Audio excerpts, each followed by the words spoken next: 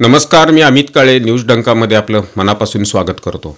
महाराष्ट्रात विधानसभा निवडणुकीच्या प्रचाराची रणधुमाळी जोरदार सुरू झालेली आहे। आजच महायुती आणि महाविकास आघाडी या दोन्ही महत्त्वाच्या प्रमुख आघाड्यांनी आपापले जाहीरनामे प्रसिद्ध केलेले आहेत।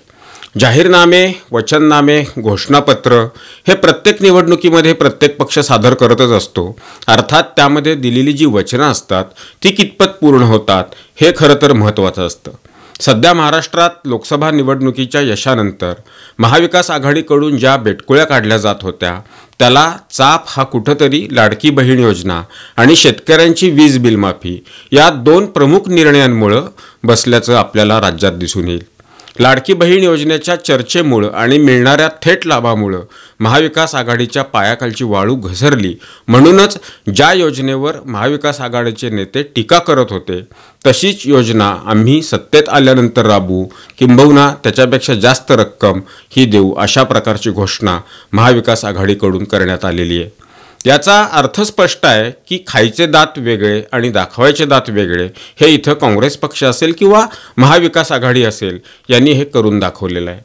आपल्याला आठवत असेल की या सरकारच्या शेवटच्या अधिवेशनामध्ये अर्थमंत्री उपमुख्यमंत्री अजित पवार यांनी महाराष्ट्रात मुख्यमंत्री लाडकी बहीण योजना या योजनेची घोषणा केली आणि दर महिन्याला महिलांना 1500 रुपये देण्याचा निर्णय त्यांनी या अधिवेशनामध्ये जाहीर केला। हा निर्णय सभागृहात जाहीर होताच सभागृहाच्या बाहेर शिवसेना, उद्धव बाळासाहेब ठाकरे पक्षाचे पक्षप्रमुख श्री उद्धव ठाकरे असतील, काँग्रेसचे प्रदेशाध्यक्ष श्री नाना पटोले असतील किंवा राष्ट्रवादी काँग्रेस शरदचंद्र पवार पक्षाचे प्रदेशाध्यक्ष श्री जयंत पाटील असतील यांनी एकत्रित येऊन पत्रकार परिषद घेतलेली होती आणि या योजनेवर सडकून टीका केलेली होती।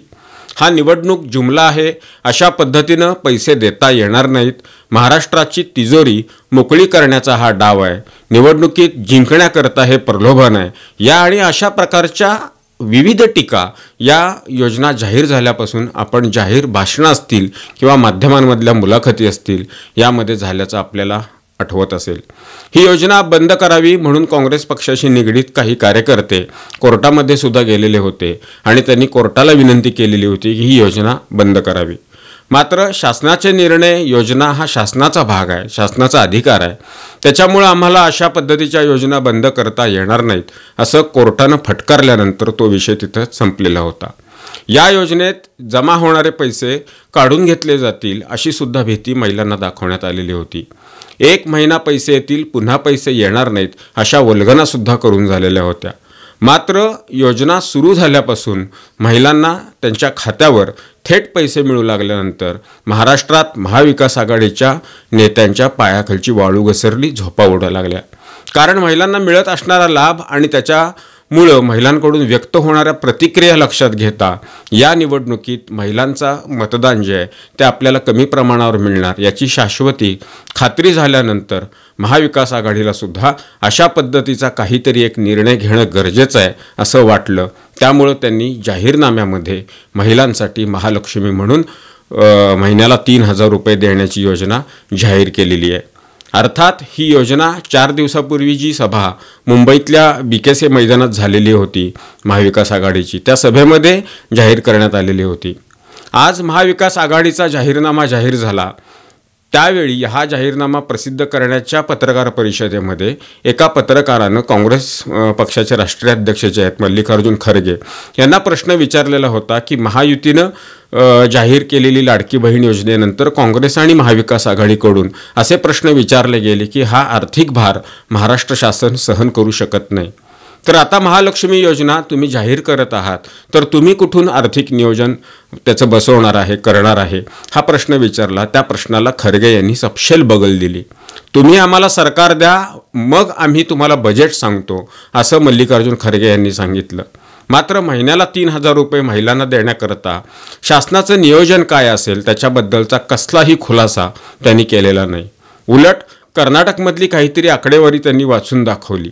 यातून एक गोष्ट स्पष्ट होते की अशा पद्धतीचे अनुदान जे महिलांना देण्याचा निर्णय महायुती सरकारने घेतला, हे अनुदान देण्याची आर्थिक ताकद महाराष्ट्र असेल किंवा राज्याच्या शासनामध्ये असते आणि अशा पद्धतीचं अनुदान राज्य शासन देऊ शकतं यावर शिक्कामोर्तब झालेलं आहे।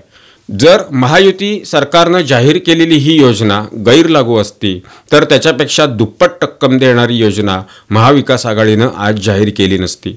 याचा अर्थ महाविकास आघाडीचा हा डबल ढोलकीपणा यातून स्पष्ट झालेला आहे।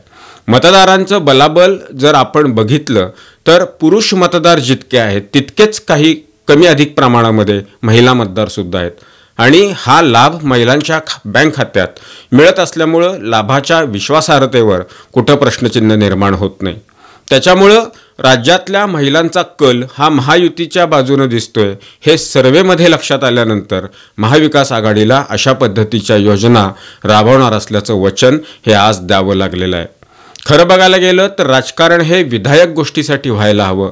शासनानं एखादी चांगली योजना जाहीर केली असेल तर त्या योजनेला भरभरून पाठिंबा द्यायला हवा। मात्र इथं राजकीय अभिनिवेश आणि राजकीय अकस ठेवून लाडकी बहीण योजनेवर टीका करण्यात आलेली होती। कारण लाडकी बहीण योजनेचा लाभ मध्य प्रदेशमध्ये काही महिन्यापूर्वी झालेल्या निवडणुकीत तत्कालीन शिवराज सिंग चौहान सरकारला कसा मिळाला हे देशानं बघितलेलं आहे आणि या निवडणुकीत आता संविधान बदलणार हा मुद्दा कुठंच चमकताना दिसत नाही। कारण लोकांच्या लक्षात हे प्रकरण आलेलं आहे। त्यात लाडकी बहीण योजनेमुळे डोकेदुखी वाढली। आता काय करायचं तर आश्वासनांचा पाऊस पाडायचा ही जी आहे ती जुनी पद्धत। त्याच्याशिवाय पर्याय नाही म्हणूनच मोठमोठ्या घोषणा करण्यात आलेल्या आहेत। त्यामागं केवळ मतं खेचणं हाच उद्देश आहे। पण इथं प्रत्यक्ष लाभ मिळून झालेला आहे हे महाविकास आघाडीच्या नेत्यांनी लक्षात घेण्याची बाब आहे। तूर्त इथंच थांबतो। हा व्हिडिओ आपल्याला कसा वाटला ती आपली प्रतिक्रिया कमेंट बॉक्समध्ये नोंदवून जरूर कळवा। व्हिडिओ आवडला असल्यास तो लाईक करा, शेअर करा आणि आमचं चॅनल आठवणीनं सबस्क्राईब करायला विसरू नका। धन्यवाद। आमचा व्हिडिओ जास्तीत जास्त लाईक करा, शेअर करा आणि आमचे YouTube चॅनल सबस्क्राईब करा। धन्यवाद।